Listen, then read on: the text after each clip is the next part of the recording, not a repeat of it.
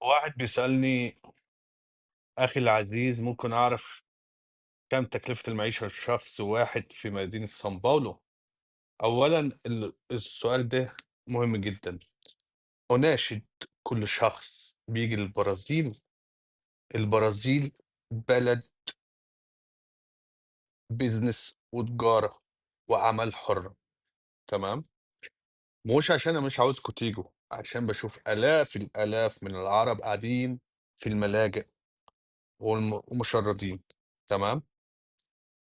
فحسبة شخص واحد في مكان كويس أو شقة أوضة وصالة حمام مطبخ، ممكن شقة من 1000 ل1200 ل1500 ل2000 ل2500 ل3 حسب المكان والمنطقة. تمام. وفي مناطق بتوصل من ل4000 و10000، دي المناطق الأغنياء أوي يعني، اللي هو الlevel الوحش زي ما بيقولوا. طيب، لو إحنا هناخد المتوسط أو منطقة يعني كويسة متوسطة، فإحنا بنتكلم قُل 1000 ريال إيجار. 1000 ريال إيجار يعني بحوالي $200 إيجار سكن. أغلبه ما بيبقاش فيه حاجة، هتشتري لك حاجات بحوالي $1000 كمان، تلاجة، غسالة، بوتاجاز، الحاجات الأساسية بتاعتك، مستعملة مش جديدة كمان. كده إحنا في بداية أول شهر هتحتاج 6000 ريال.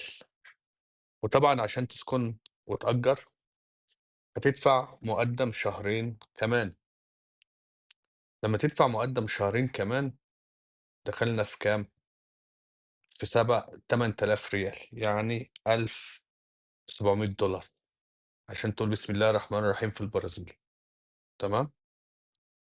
عشان تقول بسم الله الرحمن الرحيم في البرازيل $1700، $2000. تمام. قُل الأكل الأسبوعي لشخص واحد، قُل قُل 200 ريال في الأسبوع، 300 ريال في الأسبوع، شخص واحد. ولكن أكل حلو بقى، لحمة كل يوم والكلام من ده. حسب يعني، أنت لو اشتريت رز، ما أنتش هتشتري كل أسبوع، فأنت أول بداية خالص يعني هتصرف لك مثلًا $100 والّا حاجة، واللي ينقص هتجيبه. فهي التكلفة عمومًا بتتراوح ما بين هتعيش عيشة كويسة وتاكل في البيت بس من غير ما تخرج كلام من ده، قُل 2500، 2500 ريال إيجار فواتير. تمام. فأنت لو أجرت ب1000، 1200 هتدفع فواتير 300 ريال. تمام، في الكهربا ومَيّة وغاز. فهي العملية كلها 2500 ل3000 لشخص واحد. تمام. في الإيجار بكلّه. لو شخصين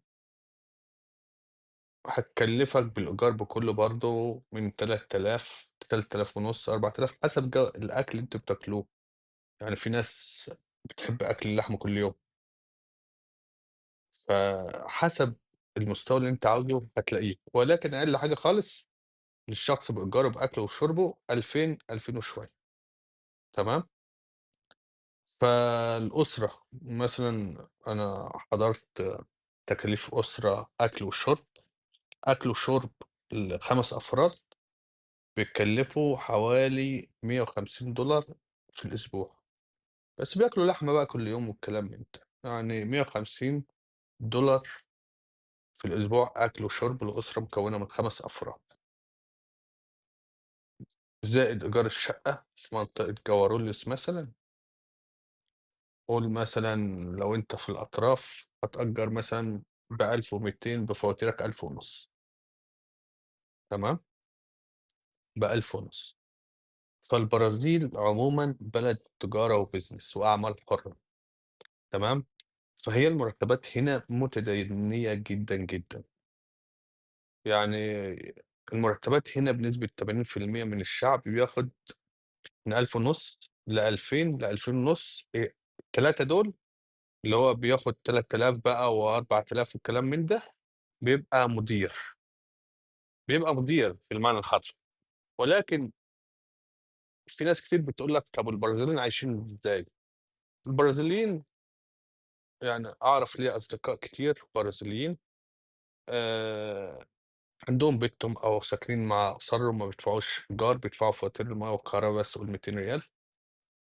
بيشتغلوا بالكريشتو بتاع البنك، كل شهر البنك مثلًا بيدّي له 5000 ريال كريشتو أو 2000 ريال حسب الCPF بتاعه، فهو بيجيب أكل بالكريشتو ويرجع يسدد كريشته، ويجيب أكل تاني بالكريشته، وحياته ماشية كده قروض من البنك ويدفعوها، قروض من البنك ويدفعوها، دي حياتهم، مبسوطين، ولكن الميزة اللي فيهم الزوج والزوجة بيشتغلوا، فهو ده لو جاب له 2500 وده جاب له 2500، 3، فالاتنين هيعيشوا حياة حلوة وأطفالهم هيعيشوا حياة حلوة.